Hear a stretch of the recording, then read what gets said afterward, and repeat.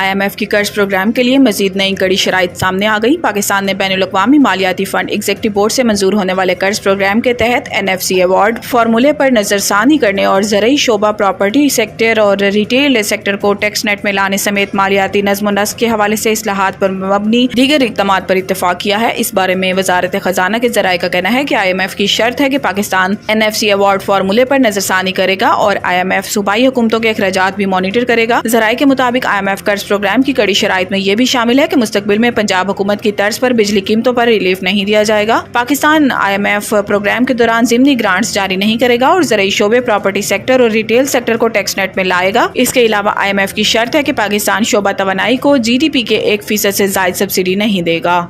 मजीद सरकारी इदारे बंद करने की तैयारियां। वजारत सनअत व पैदावार के इदारे Karachi tools, dies and moulds centre और नेशनल प्रोडक्टिविटी ऑर्गेनाइजेशन समेत दीगर इदारों को बंद करने की निशानदही की गई है। हुकूमती ज़राए के मुताबिक वफाकी हुकूमत का हुजम और अखराजात कम करने के लिए मुख्तलिफ तजावीज़ पर काम हो रहा है, जिसमें इदारों को बंद करना, निजकारी और जम करने समेत दीगर इक़दामात शामिल है। ज़राए का कहना है कि वजारत सनअत व पैदावार के इदारे Karachi tools, dies and moulds centre और नेशनल प्रोडक्टिविटी ऑर्गेनाइजेशन बंद करने की तजवीज़ है। इसी तरह Pakistan industrial technical assistance centre और technology upgradation and skill development company को भी बंद करने की तजावीज़ तैयार की गई हैं, जबकि यूटिलिटी स्टोर्स कॉर्पोरेशन की निजकारी करने या इसे ख़त्म करने दोनों ऑप्शंस पर गौर है। ज़राए का कहना है कि वज़ीर आज़म शहबाज शरीफ ने नेशनल फर्टिलाइजर कॉर्पोरेशन और नेशनल फर्टिलाइजर मार्केटिंग लिमिटेड को बंद करने के लिए भी वजारत सनअत व पैदावार को टास्क दिया हुआ है। ये तजावीज़ वज़ीर आज़म को पेश की जाएंगी और वज़ीर आज़म की मंजूरी के बाद वफाकी काबीना इन तजावीज़ की मंजूरी देगी।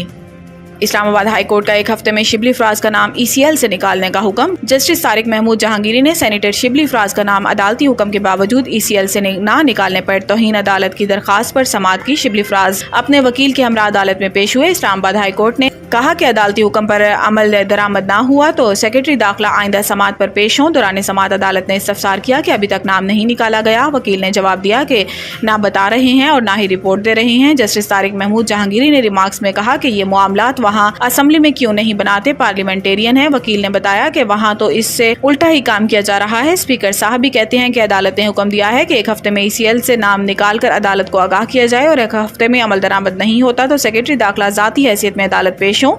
अदालत ने समाअत एक हफ्ते के लिए मुलतवी कर दी।